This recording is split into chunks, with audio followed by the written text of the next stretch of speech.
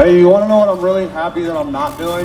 Being 50 years old, wearing a weird mask on a stage. Machine Gun Kelly has never been one to shy away from a fight. He's always stirring up some controversy every now and again. Considering the beefs that he's had in the past with people like Eminem, he's not one to pull punches if someone decides to call him out.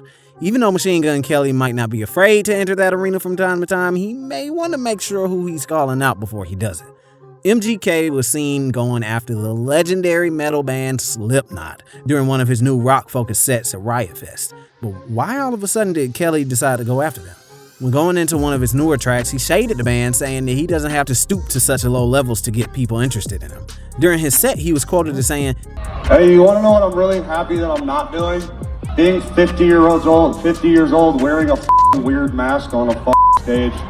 Referring to his recent dust-up with a famous metal band who were known to wear masks during their set. But what's even more crazy is the timing of this shade, especially for the fan base of Slipknot.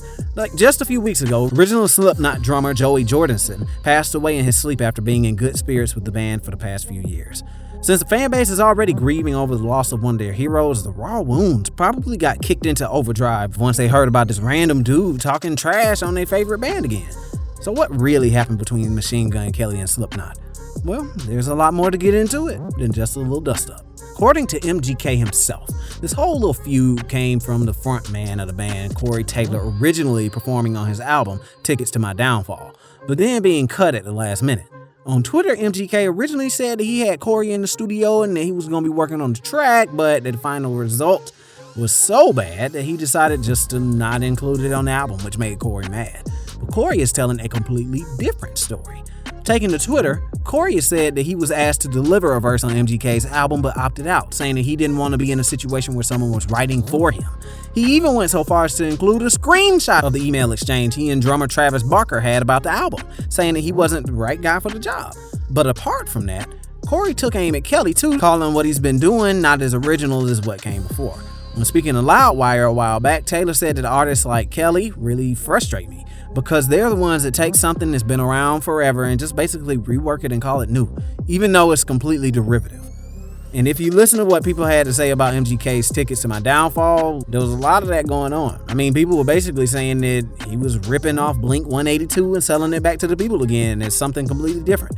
I mean, all you have to do is look at the Not Good segment done by Anthony Fantano to see just how much people despise this kind of writing. And that's not even the worst of what Corey said. I hate the artists who failed in one genre and decided to go rock. And I think he knows who he is. Yikes.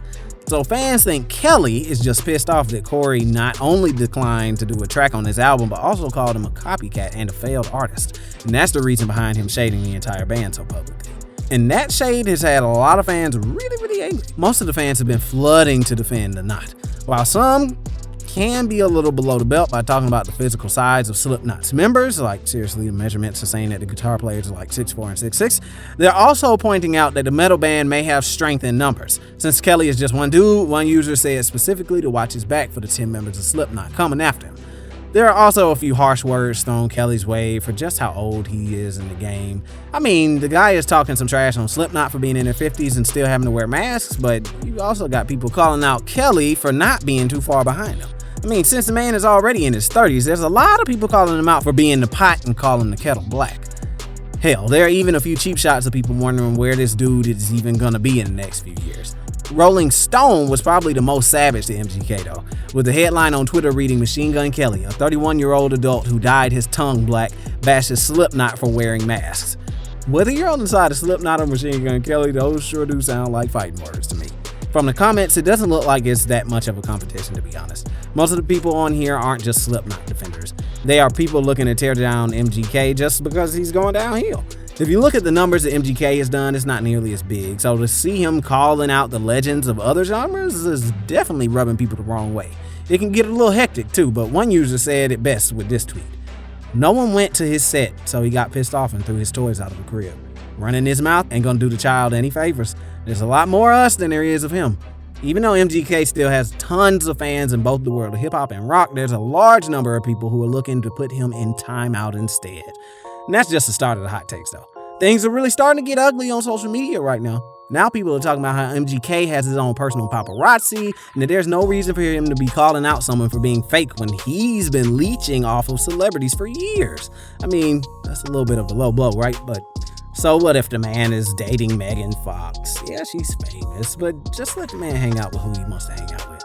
On the other hand, you also have a lot of support from the MGK fan base, thinking that the Slipknot crew are a bit too old to be starting a beef with a guy who's still trying to leave his mark on the music world. Since most of the stuff that MGK has been putting out hasn't gone over like gangbusters or anything, though, there are a lot of people on Twitter wondering why we should even care about him anymore. It gets especially funny when MGK has just been reduced to that one guy at award shows by some fans rather than an actual musician. So how is MGK going to respond? Well, it's anyone's guess at this point. Whether or not he even decides to dwell on it, he didn't exactly put himself in the best spot by going for one of the biggest bands in the metal world right now. Even in the Twitter debates, you have some people who are willing to stand up for MGK now, saying that they were on his side until something like this happened. There are even a few hangers-on who want MGK to just put the guitar down and go back to rapping full time again. That might not be the best idea, though. I mean, it's no coincidence that the guy ended up switching his styles right after his dust up with Eminem, with fans calling Kill Shot one of the greatest diss tracks of Slim's entire career. So I guess the main question here is, who's gonna come out on top? I mean, MGK certainly has his fair share of fans, and having a drummer like Travis Barker in your corner is definitely gonna be, good to have. Then again, Slipknot still has a lot more power in the music world than people probably remember. I mean, this is a band who literally have a tour named after them, Knotfest. And you have this, random dude who's gonna start stirring the pot just because he needs something to do at the moment. From the looks of the Slipknot fan base, MGK is gonna need a lot more than a guitar to become one of the greatest rock stars in the world. He's probably gonna need some protective armor. Corey Taylor has seemed to mellow out with age, though, so he might not be wanting to go after him quite yet. Since this is a guy who talks about being on dad hours in his post on Twitter, you're not looking at a guy who's going to start a turf war in the music world just for the heck of it. If you get him riled up enough, though, you never know. We're going to have to see how this whole thing plays out for the next few weeks, but MGK might have just put himself on the firing line here. The pop punk fans might be supporting him right now, but, doesn't look like the Slipknot maggots are that far behind him either. That's all we know right now, though. What do y'all think about MGK starting a turf war with Slipknot?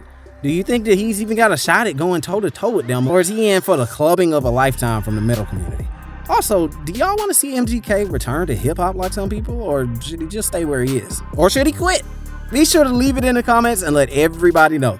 Other than that, keep it right here at RIZZLE so you don't miss out the next time something juicy in the music world comes out. Rest easy, RIZZLE squad. Have a great day, and always keep it RIZZLE.